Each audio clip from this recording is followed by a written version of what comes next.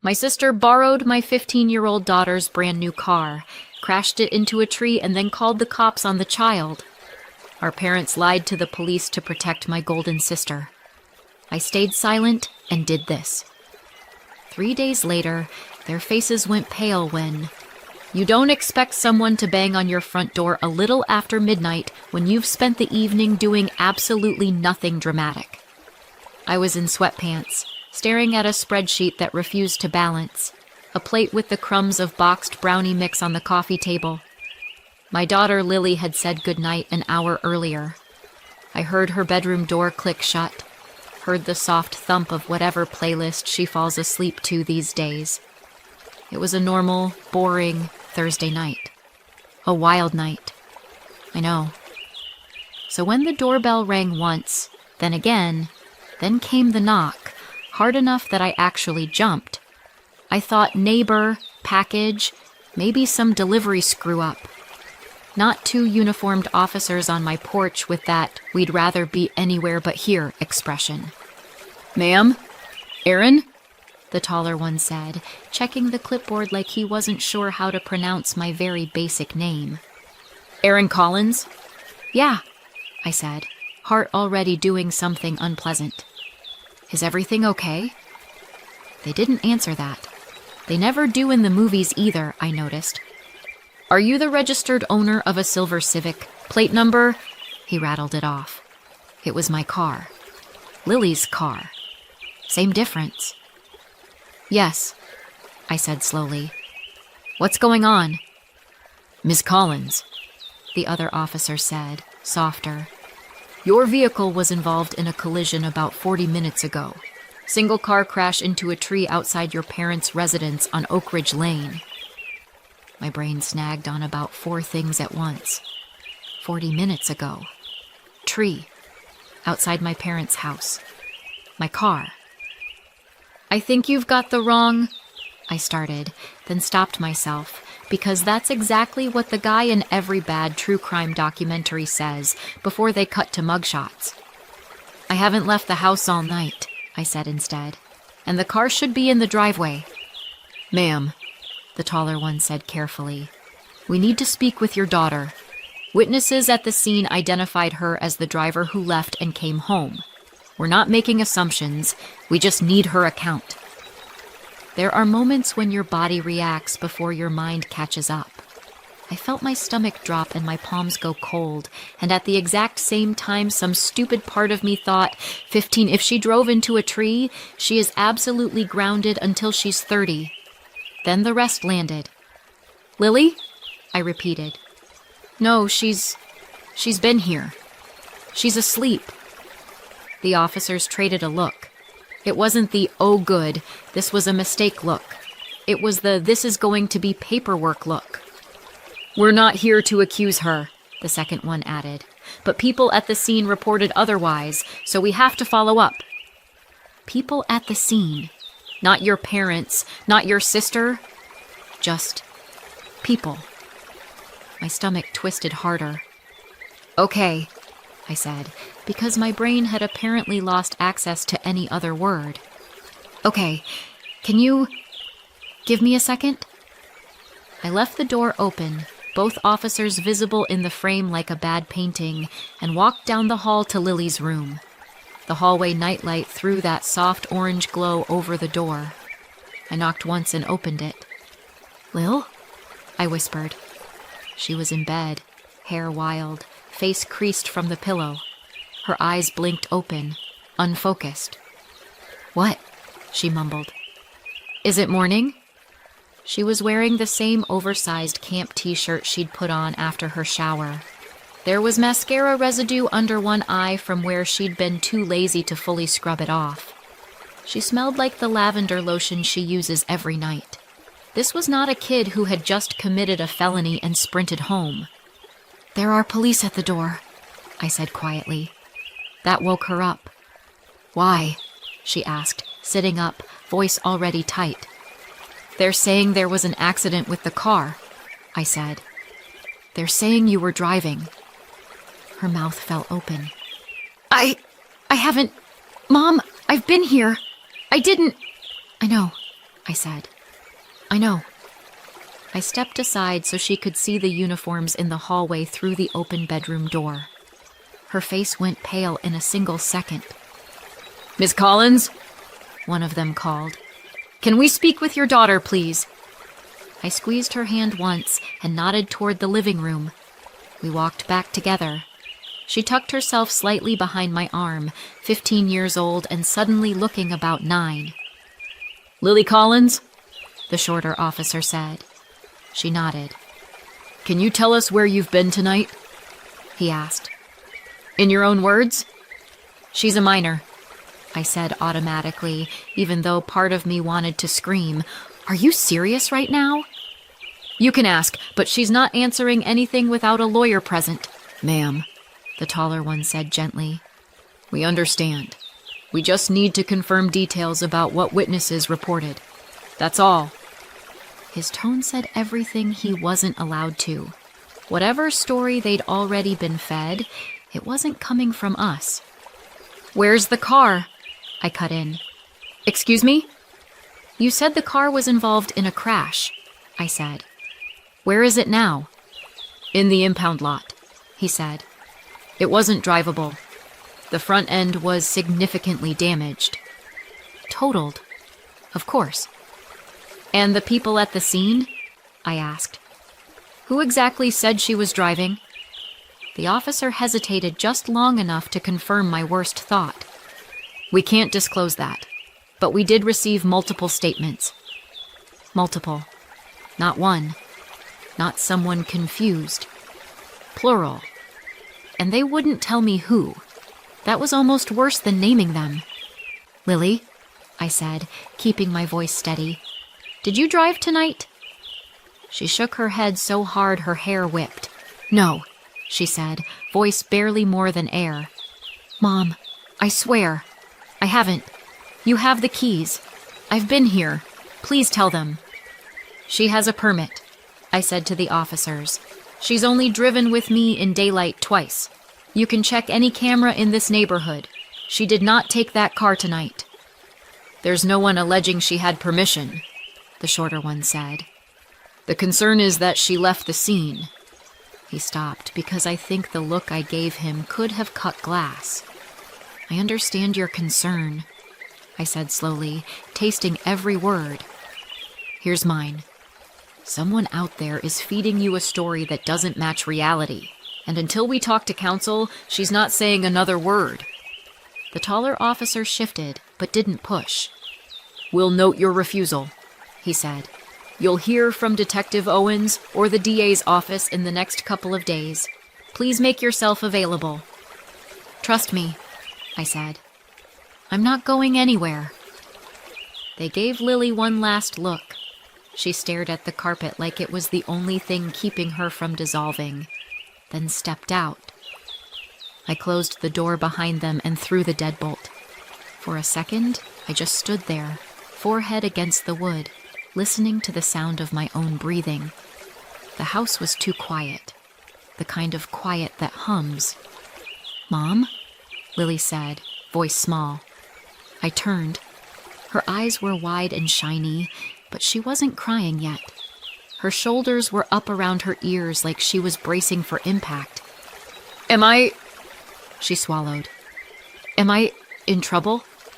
Are they going to, arrest me?" It hit me then how young 15 really is. Old enough to be accused of a crime, young enough to still ask your mother if the monsters at the door are real. "Look at me," I said, crossing the room. She did. "You did nothing wrong," I said. "Nothing. You were here. You followed the rules. You are not in trouble with me." "But they think—" "I don't care what they think," I said, more sharply than I meant to. I softened it. "We're going to fix this, okay?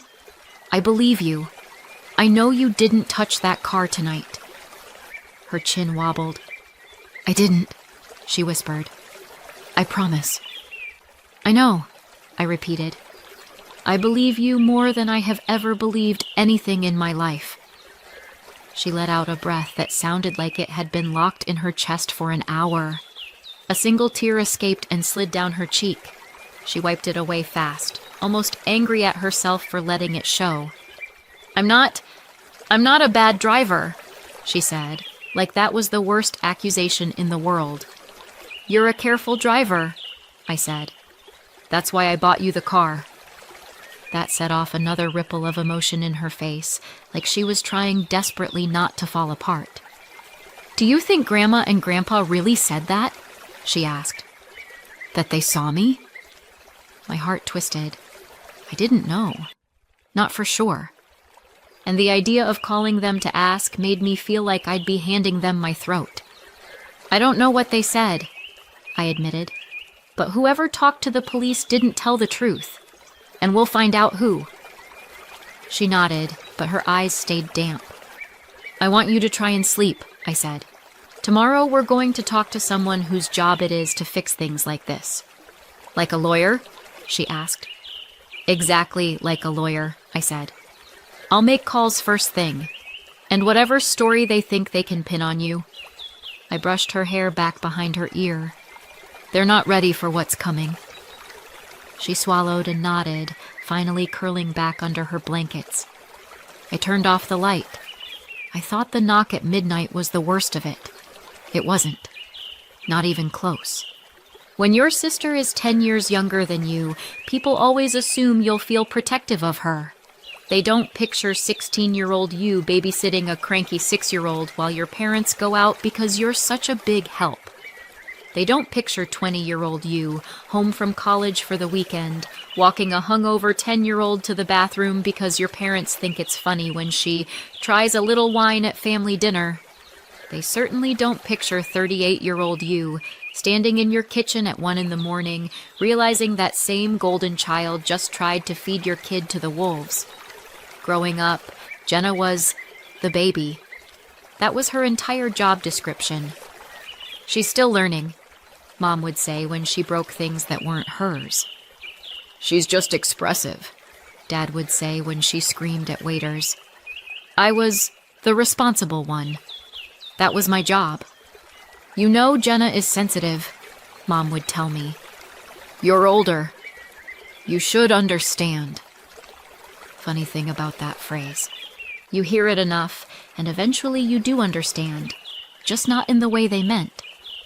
When Jenna got caught shoplifting lip gloss at 16, my parents drove to the store, begged the manager not to press charges, and then spent the entire ride home lecturing me about how important it was that I not make Jenna feel bad about this.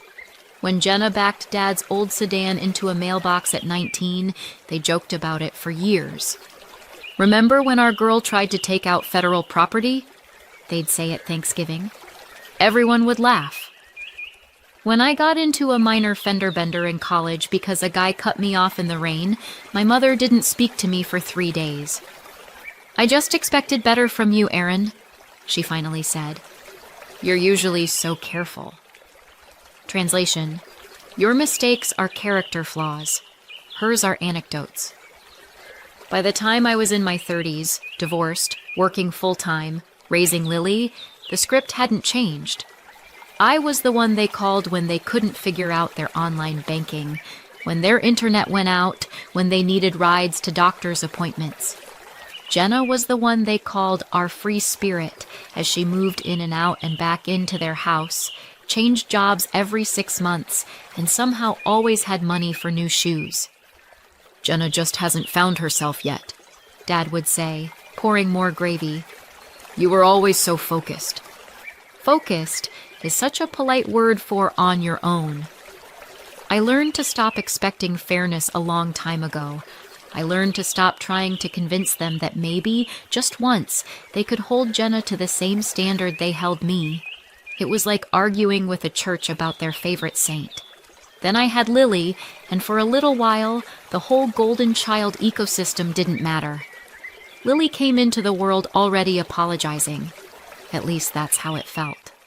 She was the baby who cried whenever anyone else cried.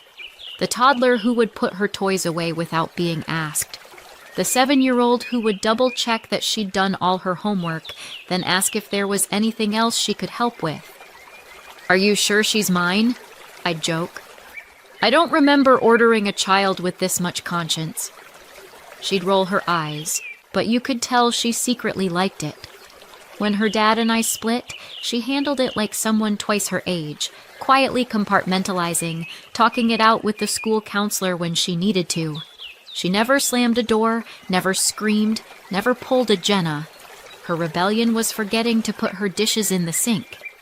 At 14, when most kids are begging to bend rules, she was the one reminding me of the speed limit.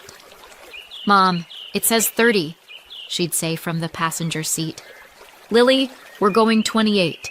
Just saying, 30. The car was the one thing I'd let myself feel proud of. Years of scraping together small savings so that when Lily turned 15, I could hand her something solid, safe, and new.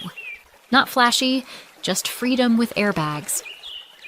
On her birthday, my parents and Jenna came to our house for cake and the big reveal. I walked Lily to the door, told her to close her eyes, and when she opened them to see the silver Civic in our driveway, she made a sound I'll remember until I'm old.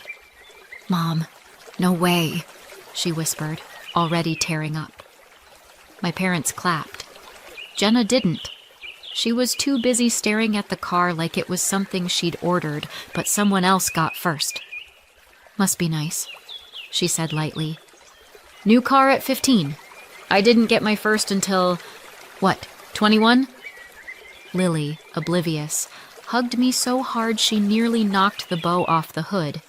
Inside, Jenna hovered near the door, gaze flicking straight to the hook where the keys hung. Later, she asked, "Think I could take it for a quick spin sometime?" "Absolutely not," I'd said, laughing it off. "Nice try." A few days later, she dropped by again. And now, tonight, when I looked at that hook, one key was gone. And I had the terrible sense that whatever happened next wasn't an accident. The next morning, my inbox had a reply from the attorney. "Ari Kaplan, 8:02 a.m. Got your message. I can do a video consult at noon if that works. Someone, somewhere, was officially on our side." Wild concept. "Hey," Lily said from the doorway. She looked like she hadn't really slept. Same hoodie, same bun. Dark circles that did not belong on a 15-year-old. "They're not coming back, are they?" she asked. "Like, right now?" "Not without calling first," I said. "And next time, they talk to a lawyer, not you." She nodded, picking at her sleeve. "Am I supposed to go to school?" she asked, because of course she did. "Today your job is to not collapse," I said. "We'll email your teachers later." At noon, I clicked the video link. Ari looked exactly like expensive wood if it wore a tie. I gave him the short version. Lily's permit, the birthday car, my parents' house, the midnight knock, the story the officers said they'd already heard from my family. He listened, took notes, and finally said, "Okay, good news is there are no charges yet. Bad news is, if this stays just your word versus 3 relatives, the report will not be on your side." "So what do we do?" I asked. "Step 1, Lily doesn't talk to police without me present," he said. "You already aced that. Step 2, we gather proof. Anything showing Lily was home at that time, and anything showing your sister had the car." "Neighbor's doorbell camera," I said. "He practically runs a surveillance operation on Amazon packages." "Perfect," Ari said. "Ask nicely for footage from last night, and get me screenshots of Lily's activity from that window. Messages, calls, whatever. I'll pull the incident report, see exactly what your family told them." "Can you fix this?" I asked. "I can make it very hard to pretend your daughter was driving," he said. "That's a start." After we hung up, I found Lily on the couch, staring at a baking show without seeing it. "Well?" she asked. "We need proof you were doing what every teen does at midnight," I said. "Texting and doom scrolling." "I was," she said, offended. I was in my room the whole time. Good, I said. Let's weaponize that. We went through her phone together. At the time the officers said the crash happened, her messages with her friend were stacked like a blue wall. Memes, commentary on some stupid plot twist, timestamps marching neatly across the screen. We took screenshots of everything. Then I went to the neighbor across the street and asked if his doorbell might have caught my car leaving. It had. On the playback, my front porch glowed in that weird camera gray. The car sat in the driveway. Jenna walked into frame alone, head down, keys in hand. She got into the driver's seat, started the engine, and drove away. No second figure. No 15-year-old. My stomach twisted, but my brain filed it under Exhibit A. He emailed me the clip. I forwarded it and the phone screenshots to Ari with a simple subject line. Here you go. An hour later, he called. Got the video, he said. It's great. Got the report too. Do you want the infuriating part? I've been training for it, I said. He exhaled through his nose, the kind of breath lawyers take when they're about to deliver something corrosive. All right, Ari said. The report says your sister claims she was at your parents' house the entire time. According to her statement, she looked out the window and saw Lily driving alone right before the crash. My stomach dropped, but he wasn't done. And your parents, he continued, voice tightening just a fraction. Backed that up. Both of them. They told the officers they saw a young girl who was definitely Lily behind the wheel. I closed my eyes. For a second, all I saw was my mother's face at Lily's birthday last week, smiling like she'd invented grandparenting. And that's written, Ari added, in signed statements. I let out a slow breath. So they picked a story and committed. Great. There's more, he said. They included little details. Stuff like, Lily has been getting more confident lately, and that you've been letting her push boundaries. None of it criminal, but enough to paint a picture. Of me being a negligent parent, I said. Exactly. He gave me a moment. It wasn't enough, but it was what we had. Now the good part, Ari said. The neighbor's footage completely contradicts them. It shows Jenna taking your car from your house alone, and Lily's phone activity lines up perfectly with her being home. It's clean. I gripped the counter with one hand. So what happens next? I'm sending everything to Detective Owens today, he said. I'll flag it for DA Whitman as well. Once they see this, the narrative shifts. Hard. And the follow-up meeting? I asked. Still scheduled. 3 days from now. Everyone will be in the same room. Your parents, Jenna, you, Lily. Of course. A family reunion hosted by the criminal justice system. Exactly what I wanted in my week. Erin, he said, softer now. I know this hurts, but the evidence is strong. Let it speak. Yeah, I said. Because my family sure won't. After we hung up, my phone buzzed again. Mom. I let it go to voicemail. Then came the text. We heard you got a lawyer. This is getting out of hand. Call us. Funny how getting out of hand only applied once I pushed back. I typed, you gave sworn statements about my child. This is out of hand. Talk to your attorney. I sent it before I could decide whether or not to be the bigger person. I've retired from that job anyway. I found Lily in the hallway, hovering like she could sense my mood without hearing a word of the call. Well, she asked.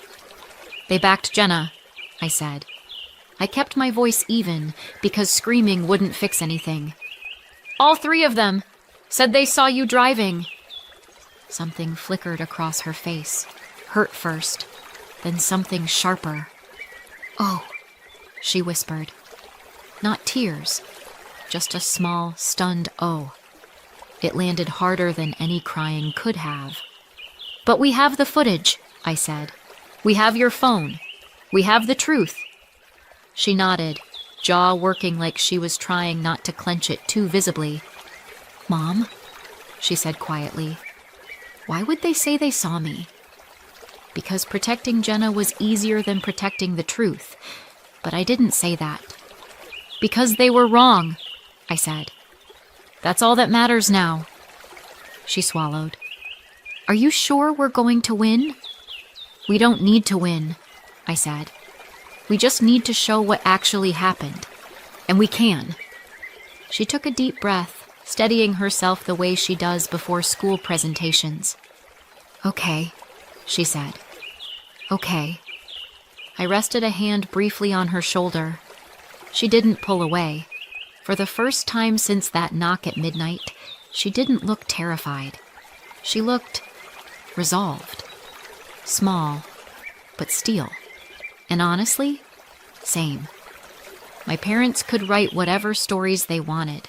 Jenna could pretend the truth lived behind their curtains, but they'd forgotten one tiny, inconvenient thing. Cameras don't lie. And neither does my kid. Not this time. 3 days later, Lily and I sat in a cramped conference room at the station. Detective Owens sat at the head of the table, Mr. Whitman beside him. Ari flanked our side like a silent, expensive sword. Across from us, my parents and Jenna. If guilt had a smell, the room would have needed ventilation. We've reviewed new evidence, Owens began, tone professional. We want the record to reflect the accurate sequence of events. He opened a folder, turned a page, slid it forward so everyone could see. I didn't have to lean in. I'd seen the footage enough times. A still frame, Jenna in front of my house. Another, Jenna walking to the car. Another, Jenna behind the wheel. Alone. No Lily. Just Jenna and her terrible judgment. In addition, Owen said, Lily's phone data shows uninterrupted activity from her home during the time of the crash. Texts, streaming, everything consistent with her being at home. The silence that followed was so thick I could hear Lily swallow. Mr. Whitman looked at my parents. You stated you saw Lily behind the wheel. Would you like to amend that? My mother blinked rapidly. It was dark, she said, voice thin. We assumed. My father nodded like a dashboard bobblehead. We thought we were helping. Helping who exactly hung in the air like smoke. Whitman turned to Jenna. Your statement claims you watched Lily drive, panic, and flee. Do you stand by that? Jenna's mascara smudged as she stared at the table. No, I wasn't thinking. I got scared. I said she did it.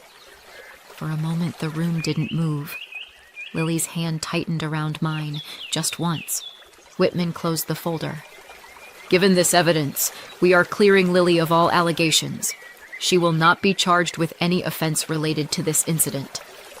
I felt Lily exhale. It was the sound of a weight leaving a body that had grown too small for it. As for you, Whitman continued, now addressing Jenna and my parents. This office is reviewing possible charges related to filing false statements. This level of fabrication involving a minor is serious. My mother made a small sound, hurt, outrage, maybe both, but no one rushed to comfort her. Miss Collins? Whitman asked, turning to me. Would you like to say anything? I didn't stand dramatically. I didn't raise my voice. I just spoke. For years, I said, I've been told to understand, to be the bigger person whenever Jenna messed up, to swallow things so she wouldn't feel bad. I looked directly at them. But you didn't just ask me to swallow this. You asked my daughter to. You were willing to bury a 15-year-old to protect a grown woman who stole a car and crashed it into your tree. Jenna cried. Mom reached for her hand. Dad stared at the folder like it held a different ending. You didn't hesitate, I said quietly. You signed your names. You didn't call me. You didn't check. You just chose the story that made your lives easier. I turned back to Owens and Whitman. Thank you for clearing Lily. Whitman nodded. We'll be in touch. That was it. No dramatic gavel, no shouting match. Just fluorescent lights, a few sheets of paper, and the sound of a family structure finally collapsing under its own weight. Outside, Lily walked beside me, shoulders a little looser.